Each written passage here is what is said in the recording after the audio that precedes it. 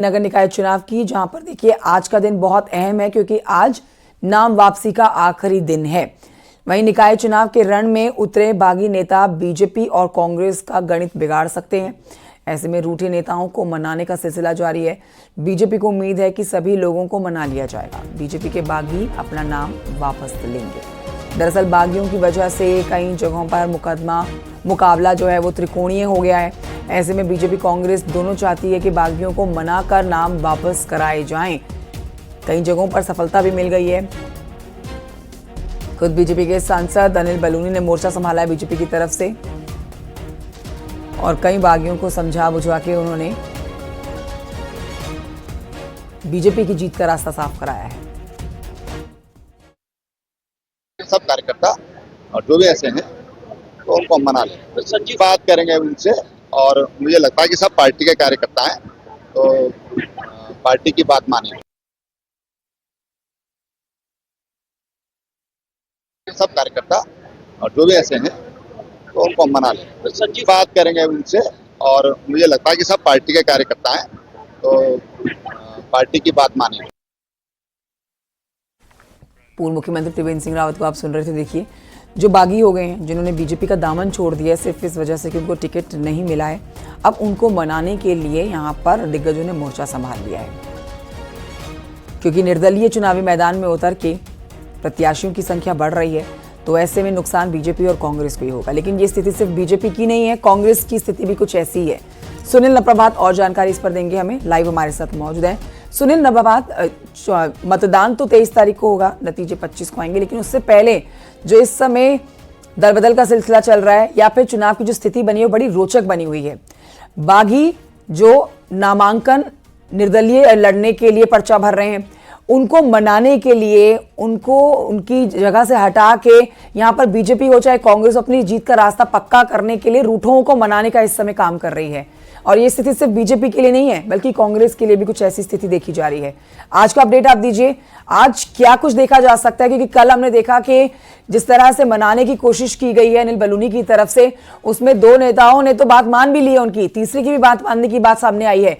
लेकिन आज भी रूठे हुए को मनाने का सिलसिला कुछ यूं ही चलने वाला है दिन भर।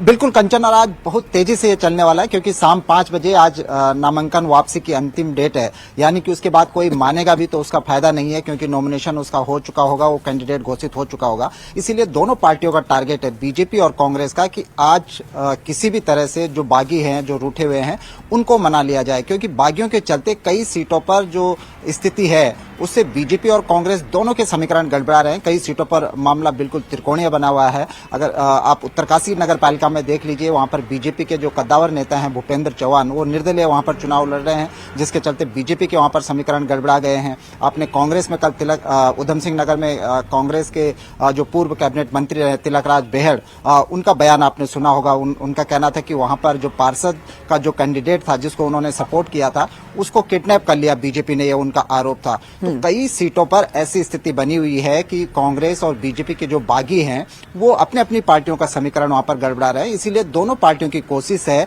कि हर हाल में आज शाम 5 बजे से पहले इन बागियों को किसी भी सूरत में मना लिया जाए। कल आपने रामनगर में देखा कि अनिल बलूनी ने किस तरह से वहां पर युद्ध स्तर पर 2 से 3 जो अपने बागी थे पार्टी के, उनको मनाने में वो कामयाब रहे। इसी तरह से खासकर बीजेपी ने बाकायदा ये ऐलान किया कि 25 सीट ऐसी हैं जहां पर उसके पार्टी के नेता बागी होकर चुनाव लड़ रहे हैं। और बीजेपी ने अपने सांसदों को, मंत्रियों को, विधायकों को ये टारगेट दिया है कि उनके निकाय में, उनके लोकल बॉडी में जो भी ऐसे बागी कैंडिडेट हैं, जो पार्टी के नेता हैं, उनको हर हाल में मना लिया जाए। ये बीजेपी ने उनको टारगेट दिया है। कल आपने देखा कि राजकुमार ठुकराल जो रुद्रपुर में 3 साल पहले बीजेपी में थे, 2022 में उन्होंने निर्दलीय वहां पर चुनाव लड़ा था, बीजेपी ने उनको बाहर का रास्ता दिखा दिया था, उन्होंने वहां पर निर्दलीय नामांकन भरा है। तो इसके चलते बीजेपी और कांग्रेस के वहां पर समीकरण गड़बड़ाए हैं। तो कल राजकुमार ठुकराल बाकायदा देहरादून पहुंचे थे, उन्होंने मुख्यमंत्री से बातचीत की, बीजेपी के प्रदेश अध्यक्ष महेंद्र भट्ट से उनकी बातचीत हुई और इसी ऑफिस में हमने भी उनसे बातचीत की तो उनका ये कहना था कि यदि मेरी शर्तें पूरी हो जाती हैं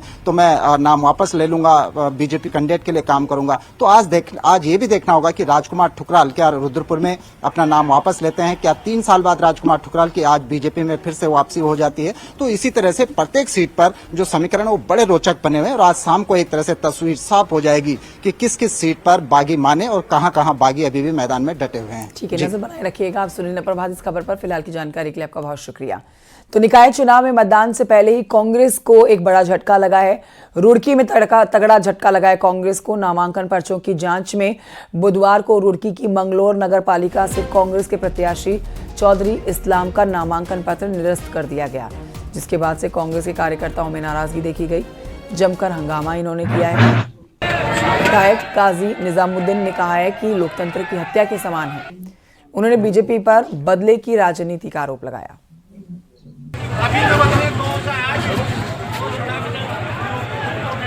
लोकतंत्र के लिए बिल्कुल काला दिन है और चौधरी इस्लाम साहब जो मंगलौर के नगर पालिका अध्यक्ष पद के लिए कांग्रेस के प्रत्याशी बनाए गए थे, जो एक तरफा जीत के प्रत्याशी मंगलौर नगर पालिका अध्यक्ष पद के लिए जो सबसे पॉपुलर प्रत्याशी थे, उनका नामांकन रद्द कर दिया। ये कहना अतिशयोक्ति नहीं होगी कि एक तरीके से उन्होंने चूड़ियां पहन ली हैं और चूड़ियां पहनने से मेरा तात्पर्य चौधरी साहब का कांग्रेस प्रत्याशी का नामांकन रद्द करना और जोर जबरदस्ती के साथ नामांकन रद्द करवाना, ये उसी चूड़ी पहनने का सबूत हुआ। बढ़ते आगे आपको बताते हैं उधर विकास नगर की हर्बर्टपुर नगर पालिका अध्यक्ष पद की कांग्रेस की प्रत्याशी यामिनी रोहेला का भी नामांकन रद्द कर दिया गया है। दरअसल कांग्रेस प्रत्याशी के ओबीसी जाति प्रमाण पत्रों को लेकर आपत्ति दर्ज कराई गई थी। रिटर्निंग ऑफिसर का कहना है कि दिन भर इंतजार के बाद भी आपत्तिकर्ता सुनवाई के लिए नहीं पहुंचा। वहीं कांग्रेस ने आरोप लगाया है कि बीजेपी के इशारे पर उनका नामांकन रद्द किया गया है।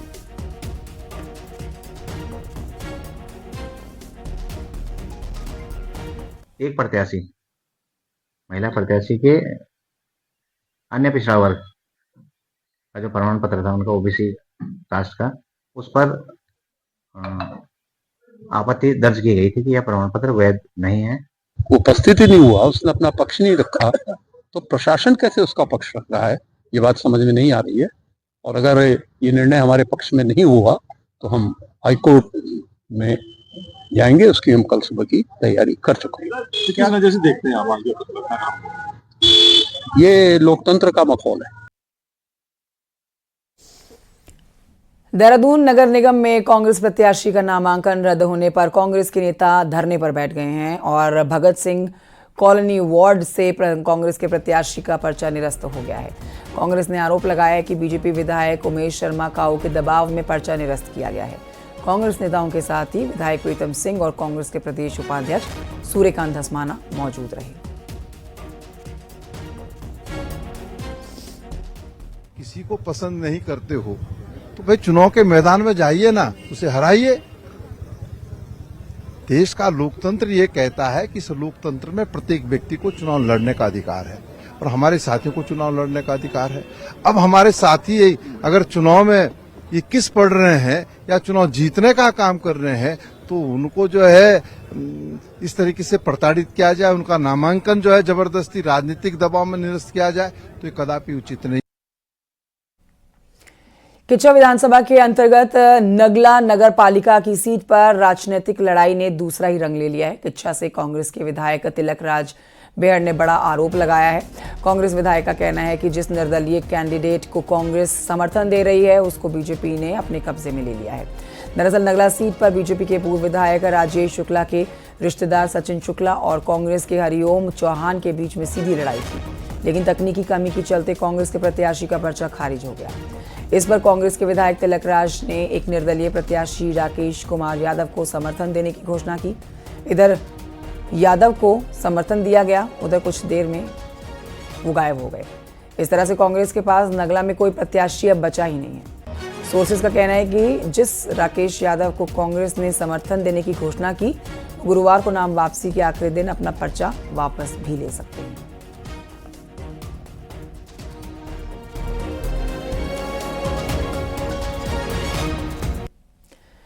प्रदेश में इन दिनों नगर निकाय चुनाव की हलचल तेज है, लेकिन इन चुनावों में हर राजनीतिक दल की पोल खोल रखी है। राजनीतिक दलों के हालात ऐसे हैं कि 100 शहरों की सरकार चुनने के लिए इनके पास वार्ड में खड़ा करने के लिए एक छोटा सा नेता तक नहीं है। हालात ये है कि हल्द्वानी में नगर निगम के 60 वार्डों में बीजेपी के 50 उम्मीदवार ही उतार पाई है, जबकि कांग्रेस 13 प्रत्याशी में सिमट गई है। नतीजा ये है कि नगर निगमों में से लेकर नगर पंचायतों और नगर पालिकाओं के वार्ड में निर्दलीय प्रत्याशियों की तो भरमार है, लेकिन राष्ट्रीय दलों के प्रत्याशी गायब हैं।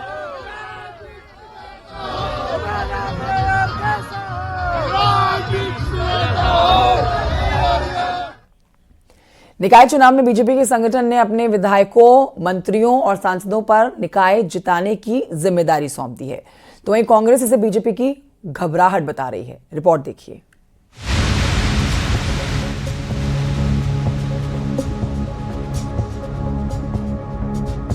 निकाय चुनाव के लिए बीजेपी ने एक नया फॉर्मूला सेट किया है, जिसमें 47 विधायक, विधायकी का चुनाव हार चुके 23 विधायक प्रत्याशी, 8 सांसद और 2 पूर्व मुख्यमंत्री को नई जिम्मेदारी दी है। इन सभी पर नगर पंचायत से लेकर नगर निगम में भगवा लहराने का काम सौंपा गया है। पार्टी ने विधायकों, मंत्रियों को हर हाल में अपने अपने निकाय जीत कर लाने का टारगेट दे दिया है। इसमें सांसदों की भी जिम्मेदारी तय की गई है। 4 विधायक प्रीतम पवार, रेखा आर्य, मोहन सिंह मेहरा और महेश जीना की विधानसभा में कोई निकाय नहीं है। पार्टी ने नजदीकी विधानसभा के निकाय में इनकी भी तैनाती कर दी है। हमने अपने सभी विधायकों को अपने अपने क्षेत्र में चुनाव में लगने के लिए जो है निर्देशित किया है। 4 माननीय विधायक हमारे ऐसे हैं जिनके क्षेत्र में कोई भी नगर निकाय नहीं है, और माननीय सांसदगण भी हैं, उनसे भी हमने यही अनुरोध किया है कि अपने अपने उनके लोकसभा क्षेत्र के भीतर जो निकाय पड़ते हैं उनमें वो चुनाव की व्यवस्थाओं में लगे। विधायक की जिम्मेदारी को जो जिस तरह से पार्टी ने जो सौंपी है, उसको लेकर के विधायकों को अपने कर्तव्य को समझना चाहिए। विधायक है या कोई सांसद है या कोई मंत्री है, मुख्यमंत्री है, वो संगठन की वजह से है और संगठन का कार्य सर्वोपरि है। बीजेपी के इस प्लान से कांग्रेस में बेचैनी है। कांग्रेस का कहना है कि बीजेपी कार्यकाल में निकायों में कुछ काम नहीं हुए हैं। हार के डर से बीजेपी ने अब मंत्री और विधायक चुनाव में लगा दिए हैं। निश्चित तौर पर भारतीय जनता पार्टी जानती है कि निकायों में विकास के कोई भी काम नहीं हुए हैं। आप ड्रेनेज का सिस्टम देख लीजिए, साफ सफाई की व्यवस्था देख लीजिए, स्ट्रीट लाइटें देखिए, नालियां देखिए, पार्कों की स्थिति देखिए, सब चरमराई हुई है। जनता का आक्रोश और इसी से भयभीत होकर के बार बार चुनाव टालने का काम कर रही थी, और अब देखिए कि सभी अपने मंत्रियों को, सांसदों को, विधायकों को भाजपा ने चुनाव में लगा दिया है, तो ये हार का भय है। बहरहाल चुनाव भले ही निकाय के हों, लेकिन परीक्षा बीजेपी के विधायकों को देनी है। परीक्षा इसलिए भी कि इससे विधायकों के कामकाज का परफॉर्मेंस भी तय होती है। नतीजा पक्ष में रहा तो इसे पॉजिटिव परफॉर्मेंस माना जाएगा, और यदि परिणाम अनुकूल नहीं रहा तो विधायकी के रिपोर्ट कार्ड पर संगठन की कलम भी चल सकती है। न्यूज़ 18 के लिए देहरादून से सुनील नौप्रभात की रिपोर्ट। हल्द्वानी में बीजेपी ने इस बार नए प्रत्याशी गजराज सिंह बिष्ट को चुनावी मैदान में उतार दिया, लेकिन कांग्रेस इस बात को लेकर बीजेपी को घेर रही है कि सिटिंग मेयर का टिकट क्यों काटा गया है। रिपोर्ट देखिए।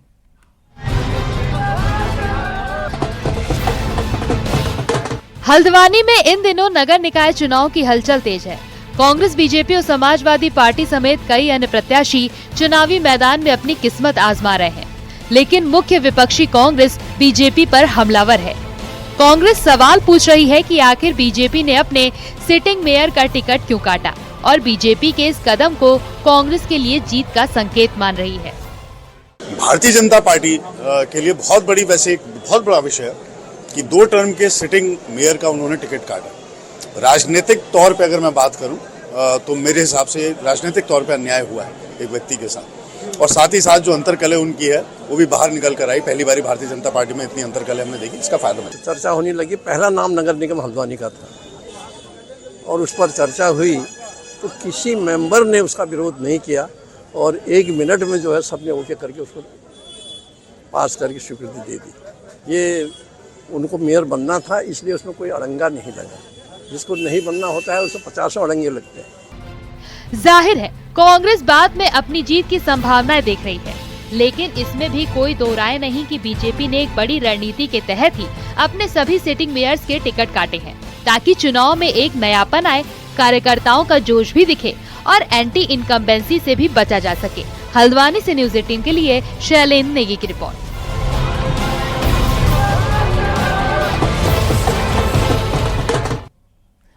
बीजेपी के राष्ट्रीय प्रवक्ता और ओडिशा से सांसद संबित पात्रा रामनगर के दौरे पर आए। इस दौरान संबित पात्रा ने कहा कि देश और प्रदेश में तो डबल इंजन की सरकार चल रही है, लेकिन रामनगर में ट्रिपल इंजन की सरकार बनने जा रही है।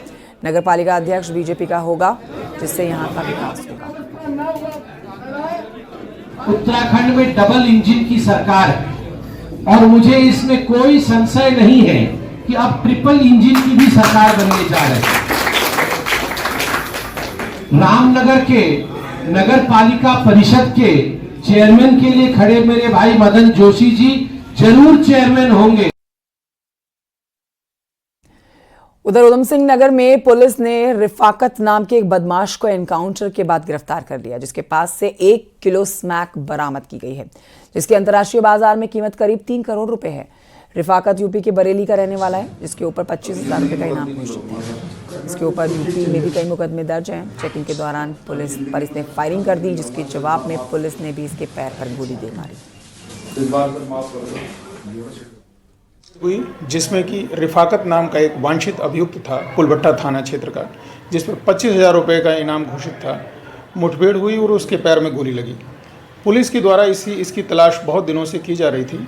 इसके पास से एक मोटरसाइकिल और लगभग 1 किलो स्मैक बरामद हुई, जिसकी अंतर्राष्ट्रीय बाजार में कीमत 3 करोड़ के लगभग है। खबर रुड़की से, जहां पर अलग अलग जगहों से पुलिस ने 2 तस्करों को नशे के सामान के साथ गिरफ्तार किया है। पहला मामला पिरान कलियर का है, जहां पर पुलिस ने चेकिंग के दौरान एक नशा तस्कर को गिरफ्तार कर लिया, जिसके पास से 3.5 किलो गांजा बरामद किया गया है। आरोपी हिस्ट्री शीटर है। मुजफ्फरनगर हरिद्वार जिले में 8 से ज्यादा केस इस आरोपी पर दर्ज है। दूसरा मामला रुड़की की सिविल लाइन कोतवाली पुलिस ने चेकिंग के दौरान एक नशा तस्कर को गिरफ्तार किया है, जिसके पास से अवैध स्मैक बरामद की गई है। पकड़ा गया आरोपी मुरादाबाद का रहने वाला है। पुलिस ने आरोपी पर NDPS एक्ट के तहत मुकदमा दर्ज करके उसको जेल में डाल दिया है।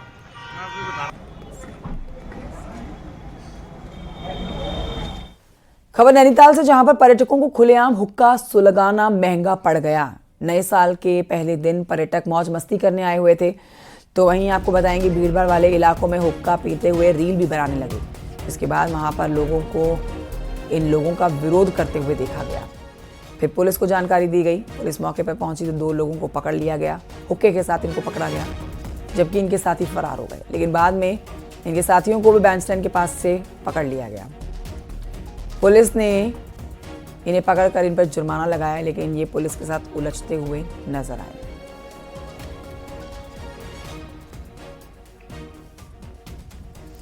खबर चमोली से, जहां पर नीति घाटी के घमशाली क्षेत्र में फंसे हुए 4 सैलानियों को सुरक्षित निकाल लिया गया। भारी बर्फबारी के बाद सड़क मार्ग बाधित होने की वजह से सभी लोग घाटी में फंसे हुए थे। 27 फरवरी को ये घटना, जहां पर घाटी में घूमने आए हुए ये लोग यहाँ फंस जाते हैं। ITBP की टीम ने पैदल रास्ते से इन्हें सुरक्षित स्थान पर निकाल दिया, ऋषिकेश के लिए भेज दिया है। प्रशासन ने सभी सकुशल 4 पर्यटकों को ऋषिकेश भेजा है, जबकि अभी तक वाहन भारी बर्फबारी के बीच में घाटी में फंसे हुए हैं। और उसके बाद वो पर्यटक वहाँ बर्फबारी में फंसे थे, जिनको लोकल लेवल पर ITBP और BRO ने अकोमोडेशन और फूड का सहयोग दिया है। और चूँकि बर्फ़ बहुत ज़्यादा पड़ी थी तो रास्ता खोलने में समय लग रहा था। आज वही पर्यटक मलारी की तरफ पहुंचने वाले हैं और उनकी गाड़ी को बाद में रेस्क्यू किया जाएगा जब पूरी बर्फ़ वहाँ हट जाएगी। साल 2025 उत्तराखंड का रजत जयंती वर्ष भी है। ये साल उत्तराखंड के लिए खास रहने वाला है। CM धामी के शब्दों में तो ये साल उत्तराखंड के लिए कई अवसरों का साल बनने वाला है। रिपोर्ट देखें।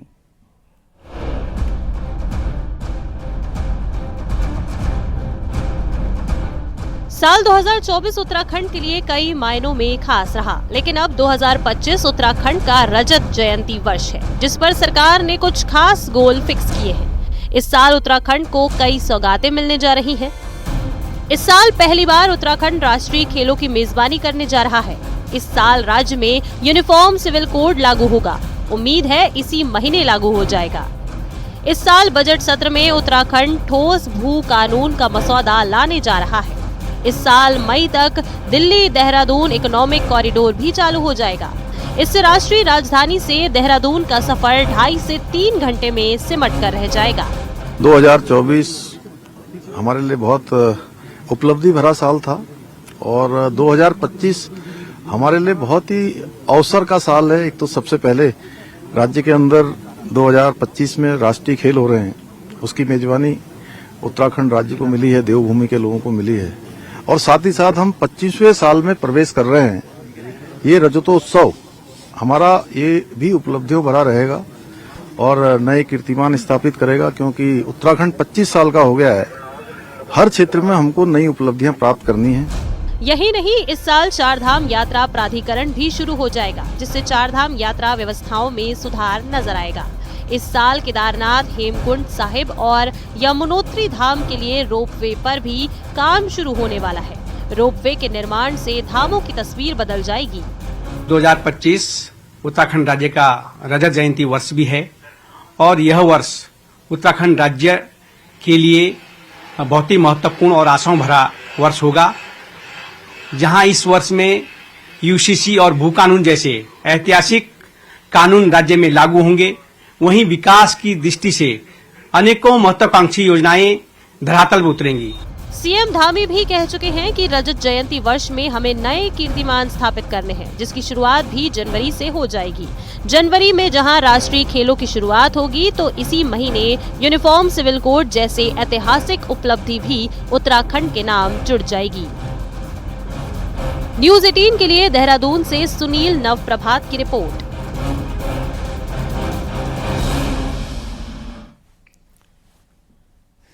और आइए आगे बढ़ते आपको बताते हैं, राष्ट्रीय खेलों की मशाल पिथौरागढ़ पहुंचने पर स्पोर्ट्स स्टेडियम में रैली का आयोजन किया गया।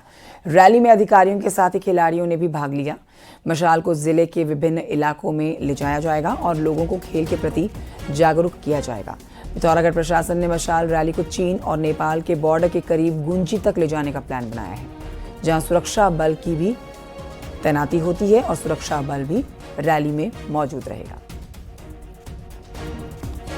जनपद में विभिन्न क्षेत्रों में इसको लेकर के जा रहे हैं। सबसे मुख्य कार्यक्रम इसका, हम लोग इसको अपने भारत की जो सीमा है, सीमावर्ती गांव है, सीमा तक गुंजी तक लेके जा रहे हैं। यहाँ पर आईटीबीपी, आर्मी, एसएसबी और अन्य जो क्षेत्रीय ग्रामीणों के द्वारा इसका स्वागत किया जाएगा। पहाड़ों में कभी कभी आपने देखा होगा यहाँ पर संतरा, कभी नींबू, कभी मौसमी जैसे पारंपरिक फलों की बहार हुआ करती थी, लेकिन आज यहाँ पर पेड़ खाली हैं और आज इन पेड़ों का अस्तित्व भी खतरे में है। जो पेड़ यहाँ लगे हुए हैं, लगातार सूखते हुए पेड़ और नई खेती तकनीकों की अनदेखी ने इन फलों को विलुप्त की कगार पर लाकर रख दिया है। रिपोर्ट देखिए।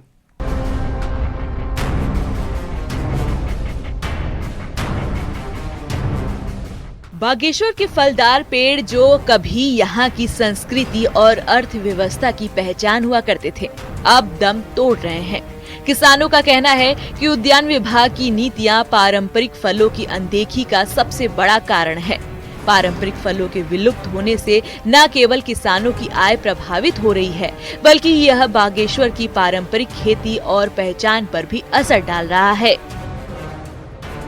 यहाँ के पारंपरिक फल थे, खासकर जो संतरा, नींबू और माल्टा थे, उनके उत्पादन में दिनों दिन कमी आती जा रही है। मगर जो पारंपरिक फल है वो बिल्कुल यानी कम होते जा रहे हैं। इस ओर सरकार को भी ध्यान देने की आवश्यकता है। चार नारिंग बहुत लगते थे यहाँ, अब तो पेड़ भी लगा हुए तो बिल्कुल सूख जा रहे हैं। वो अब कोई मेहनत नहीं कर रहा, कोई देख ही नहीं रहा है उनको। अब क्या करें, मोल लेके खाना है, 50-60 रुपया केजी कर रहे हैं। गरीब आदमी कहाँ से खाते हैं। उद्यान विभाग ने हाल के सालों में कीवी, स्ट्रॉबेरी और सेब जैसे बाहरी फलों पर ध्यान केंद्रित किया है।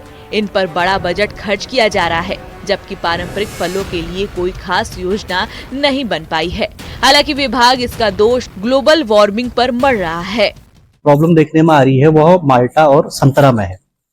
जहाँ तक हम संतरा की बात करें तो संतरा में, या जिसको हम नारंगी हम पहाड़ों में कहा करते थे, जो यहाँ की स्पीसीज थी, ग्लोबल वार्मिंग के कारण और मुख्यतः लोगों द्वारा अपने बागानों की अच्छे से देखभाल न करने के कारण उसमें प्रोडक्शन में और उसके साइज में इश्यू आया हुआ है। पारंपरिक फलों की इस दुर्दशा ने बागेश्वर के किसानों को दुविधा में डाल दिया है। क्या आधुनिक फसलों पर फोकस करना सही है या पारंपरिक खेती के लिए भी ठोस कदम उठाने की जरूरत है? यह सवाल सरकार और उद्यान विभाग के सामने है। उम्मीद है कि समय रहते इसका समाधान भी निकलेगा। न्यूज़ 18 के लिए बागेश्वर से सुष्मिता थापा की रिपोर्ट।